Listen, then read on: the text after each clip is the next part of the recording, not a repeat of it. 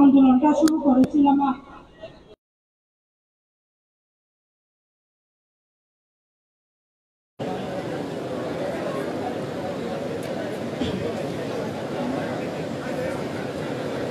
আমি চাই যারা আমাদের উপর নির্যাতন করেছিল ছাত্রলীগের নেতারা, ওরা যেন শাস্তি পায়, আমি ওটাই চাই। কক্সবাজারে পলিটেকনিক কলেজ হচ্ছে যে কক্সবাজারের মধ্যে সর্বপ্রথম আন্দোলনটি শুরু।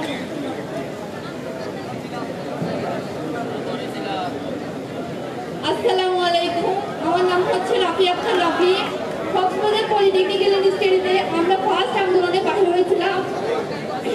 আমাদের উপর যারা হামলা করেছিল আমরা তাদের বিচার চাই। ছাত্রলীগের যারা রাজীব আছে আমার উপর হামলা করেছিল, আমরা সুশিষ্টভাবে আমরা যারা আন্দোলন করেছি, আমরা আমাদের উপর যারা আহত করেছিল আমি তাদের উপর বিচার চাই। আপনারা কি বলেন?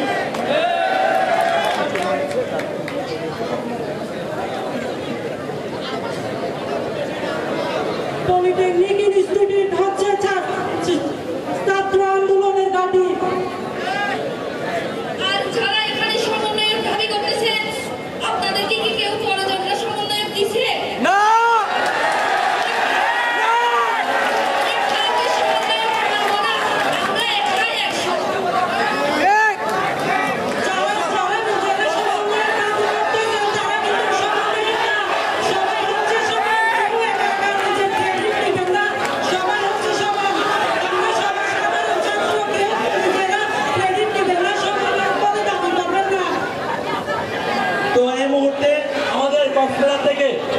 একটা ভাই যাকে গুম করা হয়েছে একই সাথে 22 দিন কারাগারে রাখা হয়েছিল। আমরা সেই ভাইয়ের কাছ থেকে ওনার অনুভূতিটা শুনবো। লাদেন।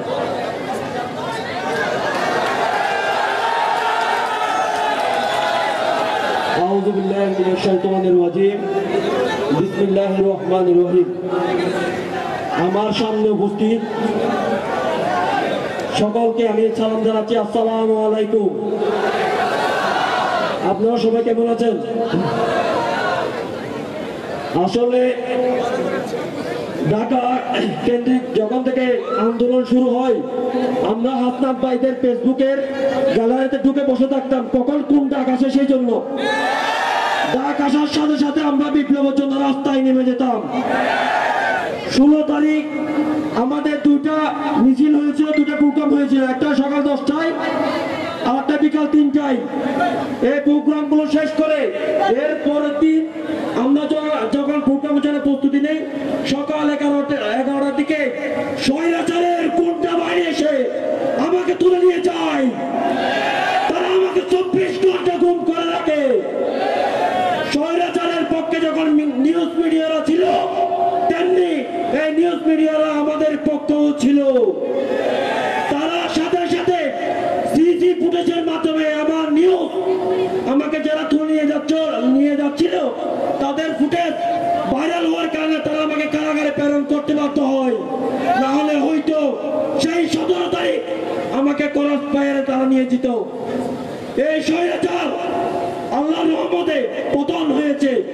তবে একটি কথা, 24-এর বিপ্লবে আমার কোনো কৃতিত্ব নাই, সকল কৃতিত্ব শহীদ ভাইদের। এই সকল কৃতিত্ব যারা আহত হয়েছে তাদের, এই সকল কৃতিত্ব যারা চোখ হারিয়েছে তাদের। আজকে বাংলার এই রঙিন বাতাসে আমরা হাঁটতে পারতেছি যারা পা হারিয়েছে তাদের জন্য।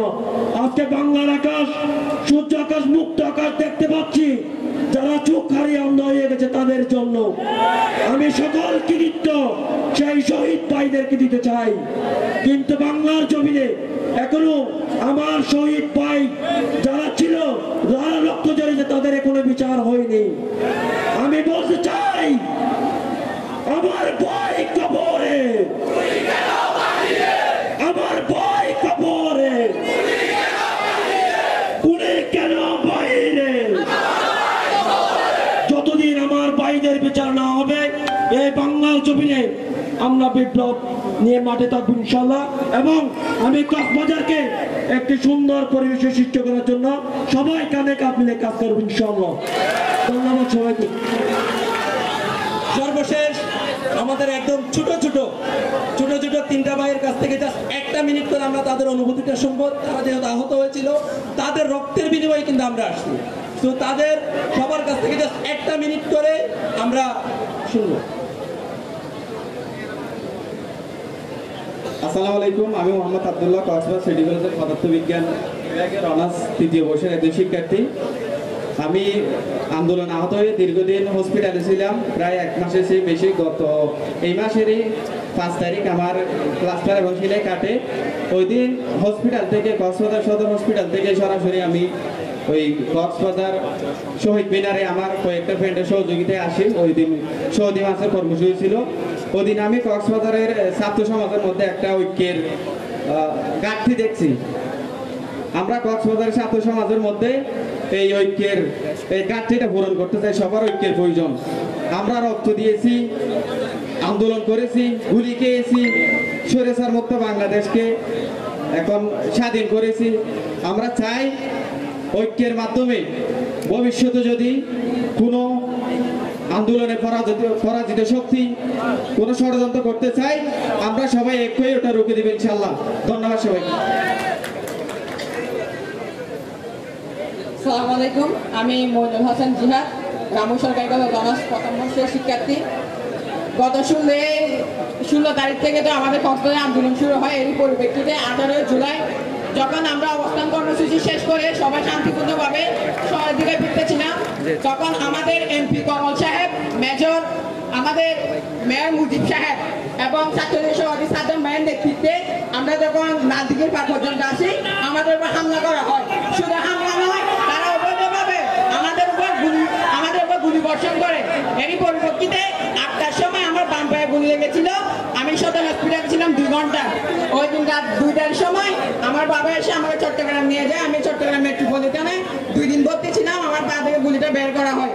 তো আমি বেশি কথা ওখানে শুনে একটা অনুরোধ, কক্সবাজারে সাধারণ শিক্ষার্থীদেরকে যারা হয়রানি করেছিল, এদের কিন্তু এখনো একজনের বিচার হয় নাই। তো আমার কোনো চাওয়া পাওয়া নাই, আমার শুধু একটাই চাওয়া পাওয়া, যারা আমাদের মতো সাধারণ শিক্ষার্থীদের রক্ত জড়িয়েছিল, হয়রানি করেছিল, তাদের সবার বিচার চাই। আর দ্বিতীয় একটা অনুরোধ, কক্সবাজারে বড় ভাইদের সবাই অনুরোধ করবো, কক্সবাজারে যাতে কেউ বৈষম্য বিরোধী ছাত্র আন্দোলনের ব্যানারে চাঁদাবাজি করতে না পারে, এটা আপনাদের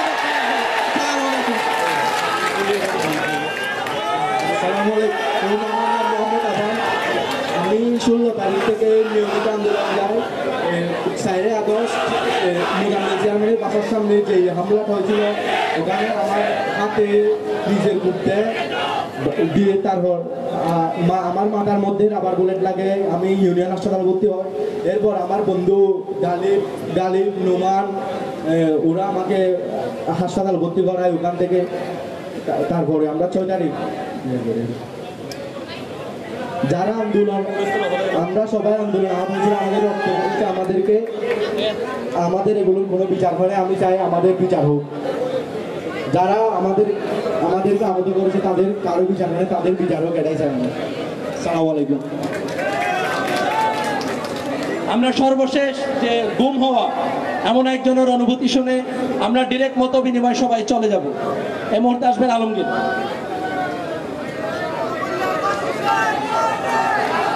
আসসালামু আলাইকুম। আমি র্যাবের কাছে গ্রেপ্তার হয়েছিলাম ডলফিন মোড়ে। 16, 17, 18 2 দিন আন্দোলনে আমরাই ছিলাম।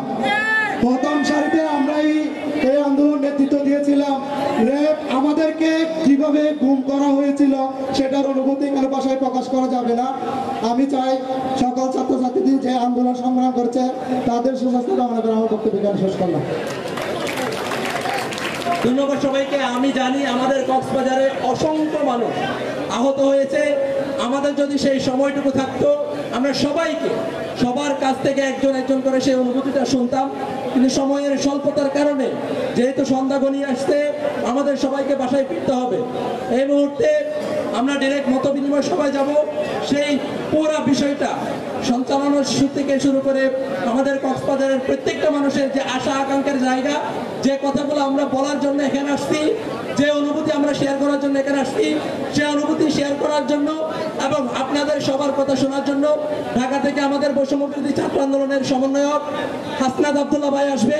মঞ্চে আসছে আমাদের হাসনাত আব্দুল্লাহ ভাই।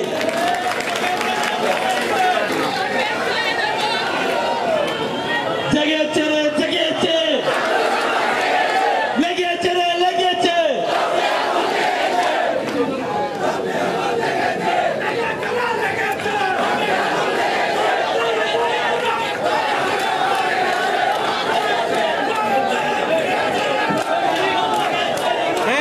রহিম ভাই রেকর্ড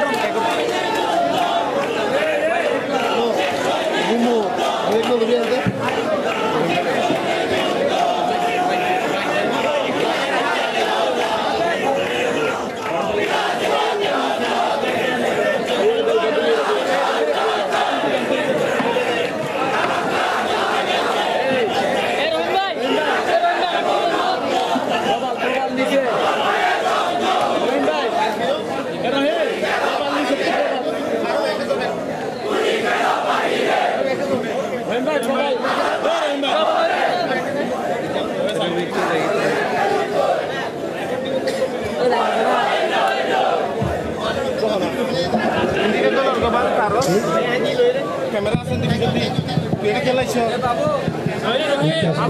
মোবাইল। আসসালামু আলাইকুম সবাইকে। আপনাদের এই কক্সবাজার থেকে শহীদ হয়েছে শহীদ ওয়াসিম, নুরুল আজিম, নুরুল মুস্তফা, আহসান হাবিব এবং হচ্ছে শহীদ তানভীর। একজন ভাই বলে গিয়েছেন যাদের পা হারিয়েছে এই পায়ের বিনিময়ে আজকে এই স্বাধীন বাংলাদেশে আমরা হাঁটতে পারছি। যাদের চোখ হারিয়েছে এই চোখের বিনিময়ে আজকে আমরা দ্বিতীয়বার যে স্বাধীন বাংলাদেশ হয়েছে সেই স্বাধীন বাংলাদেশের মুক্ত আকাশ আমরা দেখতে পাচ্ছি। যারা বাকশক্তি হারিয়েছে তাদের বাকশক্তির বিনিময়ে আজকে আমরা দ্বিতীয় স্বাধীন বাংলাদেশে আমরা মত প্রকাশ করতে পারছি, আমরা দ্বিমত প্রকাশ করতে পারছি এবং ক্ষমতাকে প্রশ্ন করতে পারছি। সুতরাং যারা শহীদ হয়েছে তাদের রক্তের যেই দায়ভার, সেই দায়িত্বটি আমরা যারা বেঁচে আছি তাদের প্রতি হচ্ছে আমাদের এই দায়িত্বটি, তাদের রক্তের বিনিময় মূল্য হচ্ছে পরিশোধ করা। তাদের রক্তের বিনিময় মূল্য যদি আমরা পরিশোধ করতে চাই তাহলে আমাদের কিছু কর্তব্য রয়েছে, এই স্বাধীন বাংলাদেশে আমাদের কিছু দায়িত্ব রয়েছে। আজকে আমার সামনে আপনারা যারা রয়েছেন অধিকাংশই হচ্ছে শিক্ষার্থী, অধিকাংশই হচ্ছে বিশ্ববিদ্যালয় পড়ুয়া শিক্ষার্থী, কলেজ পড়ুয়া শিক্ষার্থী, স্কুলগামী শিক্ষার্থী। আমরা দেখেছি আজকে আমাদের এই যে দ্বিতীয় বাংলাদেশের প্রেক্ষাপটটি তৈরি হয়েছে, এই তৈরি হওয়ার পিছনে অন্যতম একটি কারণ ছিল বার্ধক্যের নেতৃত্ব।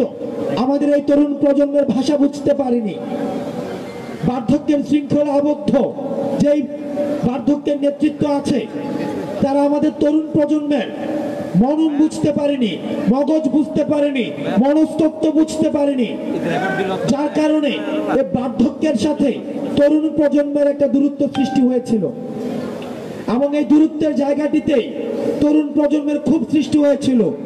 তরুণ প্রজন্মের চাওয়া এবং প্রত্যাশার মাঝখানে একটি দৃশ্যমান ব্যবধান তৈরি হয়েছিল।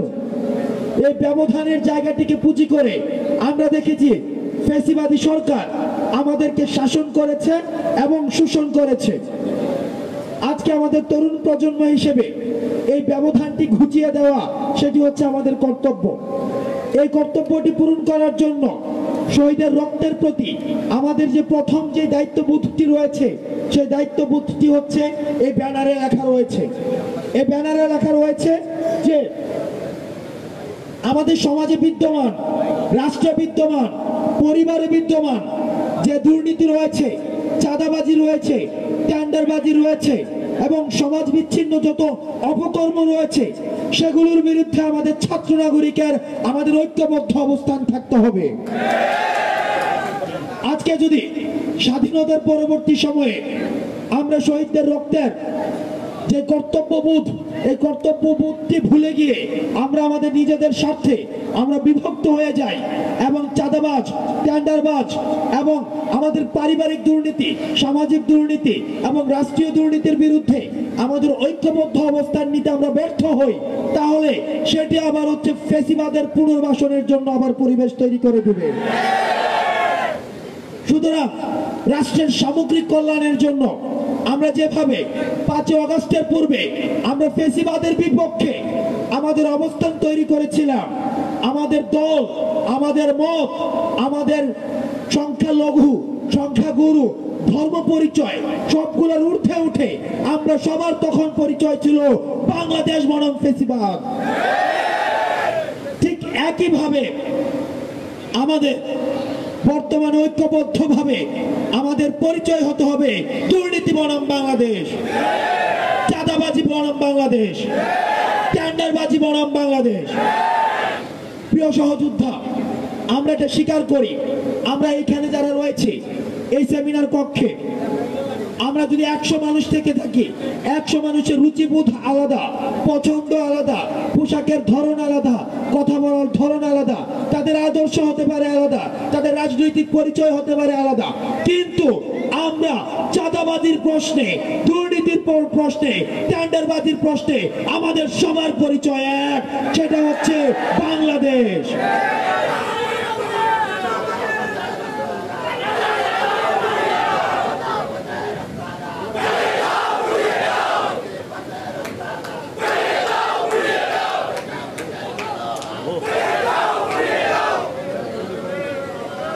প্রিয় সহযোদ্ধা, আপনাদেরকে সতর্ক করে দিতে চাই, 1947 সালে যে স্বপ্ন নিয়ে দেশ বিভাগ হয়েছিল, পুনর্গঠনের সময় কিন্তু আমাদের সেই স্বপ্নটির প্রতিফলন হয়নি।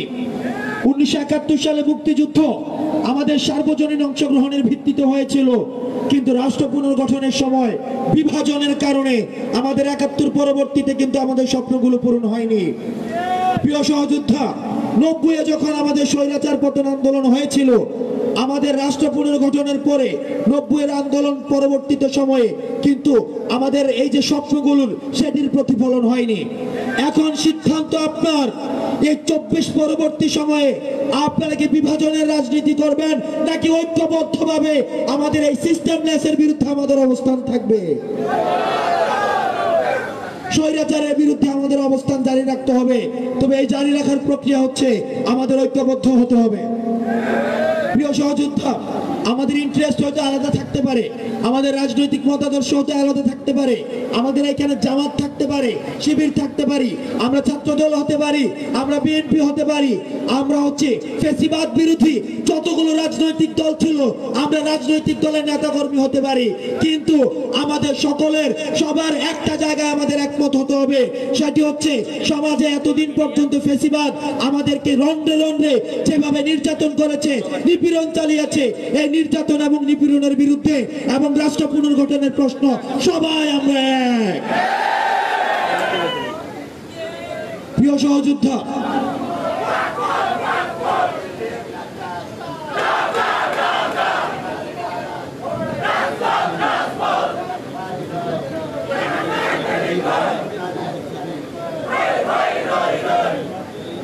প্রিয় সহযোদ্ধা, আপনারা জানেন যখনই রাষ্ট্রের মধ্যে বিভক্তি তৈরি হয় তখনই দেশীয় ষড়যন্ত্র এবং আন্তর্জাতিক ষড়যন্ত্র বাস্তবায়নের একটি সুযোগ উন্মুক্ত করে দেওয়ার সুযোগ হয়।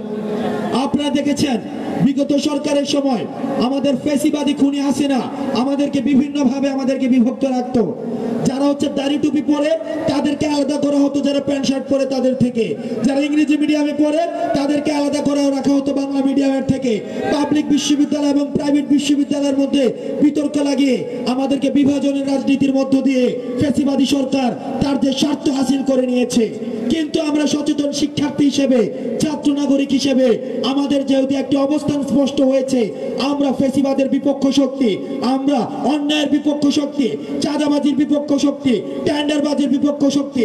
সুতরাং আমরা আমাদের নিজেদের মধ্যে আন্তঃবিভাজনের মধ্য দিয়ে দেশীয় ষড়যন্ত্র এবং আন্তর্জাতিক ষড়যন্ত্রের যেই ধরনের বাস্তবায়নের যে ধরনের পরিবেশ সৃষ্টি হওয়া উচিত আমরা সেই পরিবেশটি আর সৃষ্টি হতে দিব না।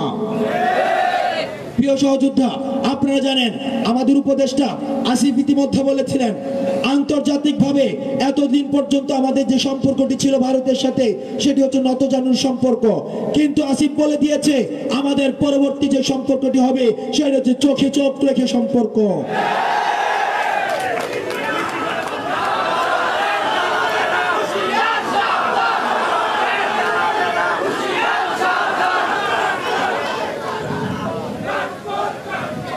প্রিয় সহযোদ্ধা, শহীদের রক্তের, ওয়াসিমের রক্তে, নুরুল আজিমের রক্তের, আহসান হাবিবের রক্তের, তানভীরের রক্তের আরেকটি দায়িত্ববোধ আমাদের মধ্যে তৈরি করতে হবে। আমাদের সবার সৃষ্টিশীল মনন আমাদেরকে তৈরি করতে হবে, আমাদেরকে ক্ষমতাকে প্রশ্ন করতে হবে। যারা সংস্কারগত উন্নয়ন নিয়ে কথা বলে, যারা সিস্টেমের পরিবর্তন চায়, যারা হচ্ছে পদ্ধতিগত সংস্কার চায়, তাদেরকে আমাদের পক্ষের শক্তি ভাবতে হবে, তাদেরকে আমাদের কখনোই বিপক্ষ শক্তির মানুষ বানানো যাবে না। আমাদেরকে মাথায় রাখতে হবে আমরা একটি জায়গায় কিন্তু আমি আজকে বক্তব্যটা ফোকাস করছি, সেটি হচ্ছে আমাদের ঐক্যবদ্ধ থাকার যে গুরুত্ব।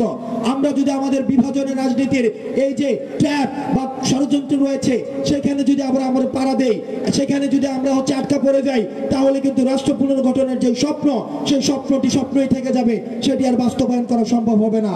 সুতরাং প্রিয় সহযোদ্ধা, অন্তত শহীদদের রক্তের কথা ভেবে আমরা আমাদের ব্যক্তি স্বার্থকে উপেক্ষা করে, আমরা আমাদের দলীয় স্বার্থকে উপেক্ষা করে রাষ্ট্রের স্বার্থকে প্রাধান্য দিয়ে, বাংলাদেশের স্বার্থকে প্রাধান্য দিয়ে আমরা আমাদের ঐক্যবদ্ধের জায়গায় আমরা যতদিন না পর্যন্ত রাষ্ট্র পুনর্গঠিত হয়, যতদিন না পর্যন্ত বাংলাদেশ পুনর্গঠিত হয়, ততদিন পর্যন্ত আমরা ঠিক সেইভাবে একত্র থাকবো যেইভাবে আমরা একত্র হয়ে 5ই আগস্টে আমরা রাজপথে নেমে এসেছিলাম।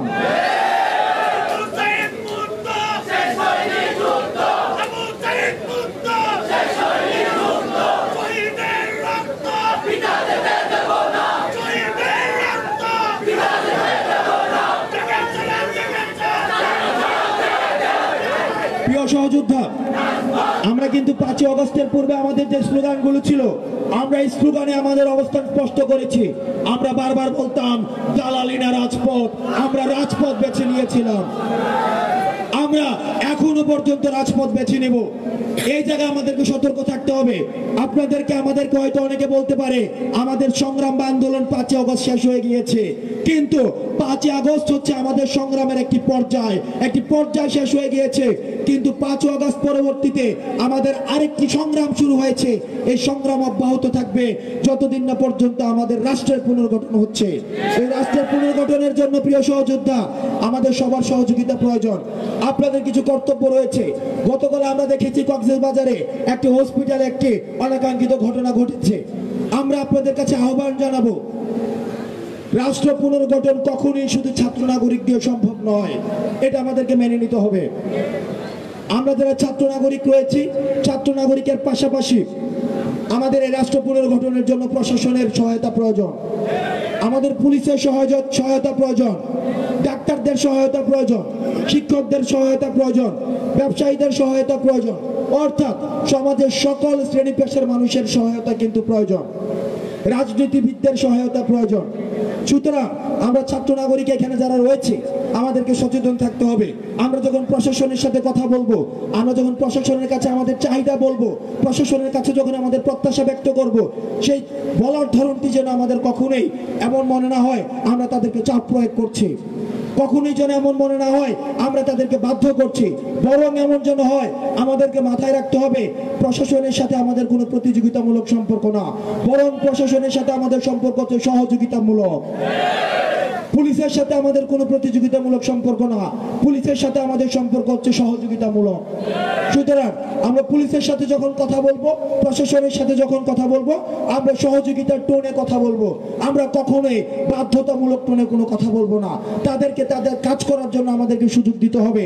সুতরাং আমাদের যদি কোনো পরামর্শ থাকে, এই পরামর্শটি অত্যন্ত বিনয়ের সাথে একাডেমিক ভাবে, ফর্মাল ভাবে তাদের কাছে উপস্থাপন করতে হবে।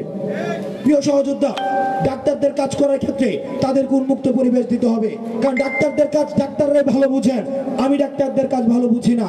সুতরাং হসপিটালে গিয়ে দাদাগিরি স্টাইলে ডাক্তারদের কখনো বাধ্য করা যাবে না। প্রিয় সহযোদ্ধা, এই রাষ্ট্র পুনর্গঠনের কাজে আপনারা দেখেছেন করোনা থেকে শুরু করে রাষ্ট্রের যতগুলো দুর্দিন এসেছে, ডাক্তাররা কি পরিমাণ অপরিসীম পেশাদারিত্বের সাথে আমাদেরকে সেবা দিয়ে যাচ্ছে। আপনারা ভুলে গেলে চলবে না, যখন 5 আগস্টের পূর্ব পর্যন্ত আমাদের ভাইদেরকে নির্যাতন করেছে, অনেক হসপিটাল রয়েছে আমাদেরকে চিকিৎসা দিতে চায়নি। অপরপক্ষে অনেক ডাক্তার রয়েছে তাদের নিজের পকেটের টাকা দিয়ে তারাও মেডিসিন এনে দিয়েছে, তারা হসপিটালের ব্যাকডোর দিয়ে আমাদেরকে চিকিৎসা করে দিয়েছে, আমাদেরকে ব্যান্ডেজ করে দিয়েছে, আমাদের চিকিৎসা অব্যাহত রেখেছে। তারা প্রশাসনের রক্তচক্ষু উপেক্ষা করে ওইসব ডাক্তাররা আমাদের পাশে এসে দাঁড়িয়েছে। সুতরাং তাদের প্রতি আমাদের দায়বদ্ধতা রয়েছে। আমরা যদি কোনো হসপিটালে যাই, আমরা অত্যন্ত বিনয়ের সাথে তাদের কাছে আমাদের প্রত্যাশা ব্যক্ত করব। তাদেরকে কখনোই চাপ প্রয়োগ করার ছাত্র নাগরিক আমরা বিশ্বাস করি কখনোই ডাক্তারদের সাথে দুর্ব্যবহার করতে পারে না। সুতরাং আপনারা ডাক্তারদেরকে পেশাদারি কাজ করার উন্মুক্ত সুযোগ আপনারা দিবেন, যাতে করে ডাক্তাররা কখনোই প্রেশার ফিল না করে। আমরা দেখেছি গতকাল আইসিএতে যে ঘটনাটি ঘটেছে, সেটির জন্য ছাত্র নাগরিক থেকে শুরু করে সমাজের সকল শ্রেণী পেশার মানুষ থেকে পক্ষ থেকে আমি ডাক্তারদের কাছে দুঃখ প্রকাশ করি। আমরা চেষ্টা করছি প্রত্যেকটি জায়গায় গিয়ে আমরা সচেতনতা বৃদ্ধি করার। আমরা ছাত্র নাগরিক যদি সচেতন না হই, তাহলে আপনাকে মাথায় রাখতে হবে বাংলাদেশ বিনির্মাণ আর কখনোই সম্ভব নয়। আর ডাক্তার যারা রয়েছেন, আপনাদের কাছেও আমরা বিনয়ের সাথে অনুরোধ করতে চাই, আপনারাও যেসব ডাক্তাররা এতদিন পর্যন্ত ফেসিবাদের দালাল হিসেবে কাজ করেছেন, আমরা আপনাদেরকে বিনয়ের সাথে বলতে চাই, আপনাদের এখনো সময় রয়েছে। আপনারা মানুষের সেবার মুখে চলে আসেন, কোনো রাজনৈতিক দলের সেবা আপনাদের প্রয়োজন নেই। ডাক্তারদের একটি পরিচয়, সেটিই যথেষ্ট, তারা হচ্ছে ডাক্তার। এর থেকে বড় পরিচয় আর কোনো প্রয়োজন নেই। পৃথিবীতে যদি সৃষ্টিকর্তার পরে মানুষ আর কাউকে দ্বিতীয় বিশ্বাস করে, সেটি হচ্ছে ডাক্তার। সুতরাং ডাক্তারদের আমরা যে মর্যাদা দেই, এই মর্যাদাই যথেষ্ট। আপনাদের নতুন করে কোনো রাজনৈতিক দলের ছত্রছায়া এসে আপনাদের মর্যাদা ক্ষুণ্ণ করার কোনো প্রয়োজন নেই। আমরা আপনাদেরকে কথা দিচ্ছি, ছাত্র নাগরিকে আপনাদের সাথে সহযোগিতামূলক সম্পর্ক রাখবে। প্রিয় সহযোদ্ধা, আমি আমার বক্তব্য শেষ করব শেষ একটি কথাই দিয়ে। রাষ্ট্র বিনির্মাণের কাজে আমাদের অনেক বাধা আসবে, অনেক ষড়যন্ত্র আসবে, অনেক বিভাজনের রাজনীতি আসবে, কিন্তু আমরা হয়তো 100টা, আমাদের 100র উপলক্ষ হয়তো আমরা পার্থক্য হব, আমাদের মতো পার্থক্য আসতে পারে, বিভাজন আসতে পারে, আমাদের 100টা হয়তো কারণ থাকবে যে কারণে আমরা একমত হতে পারবো না। কিন্তু প্রিয় সহযোদ্ধা, আমরা শুধুমাত্র একটা কারণে আমরা সবাই ঐক্যবদ্ধ থাকবে, সেটি হচ্ছে বাংলাদেশের প্রশ্নে। বাংলাদেশের প্রশ্নে আমরা কখনোই আপোষ করব না। যতদিন না পর্যন্ত বাংলাদেশ দুর্নীতি মুক্ত না হচ্ছে, যতদিন না পর্যন্ত বাংলাদেশ চাঁদাবাজ মুক্ত না হচ্ছে, যতদিন না পর্যন্ত টেন্ডারবাজ মুক্ত না হচ্ছে, ততদিন পর্যন্ত আমরা ধরে নিব শহীদের যে রক্ত, সেই শহীদের রক্ত বৃথা গিয়েছে। যতদিন না পর্যন্ত বাংলাদেশ যদি প্রতিষ্ঠিত হতে পারে আমাদের স্বপ্নের মতো করে, তাহলে আমরা ধরে নিব শহীদের রক্ত দেওয়াটি হচ্ছে সফল। সুতরাং আমরা শহীদের রক্তের সাথে বেইমানি না করে আমরা ঐক্যবদ্ধভাবে বাংলাদেশ পুনর্নির্মাণের জন্য আমরা কাজ করে যাব। আপনারা ভালো থাকবেন, সুস্থ থাকবেন, আপনাদের সাথে পুনর্গঠিত বাংলাদেশ আবার দেখা হবে। আসসালামু আলাইকুম।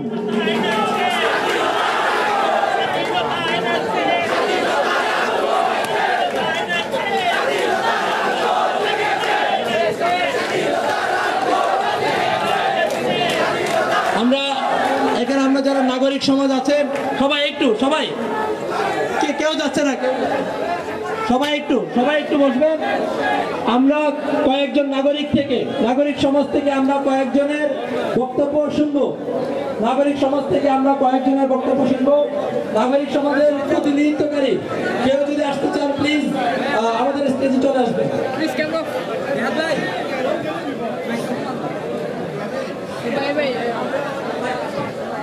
বাইরে যারা এখানকার যারা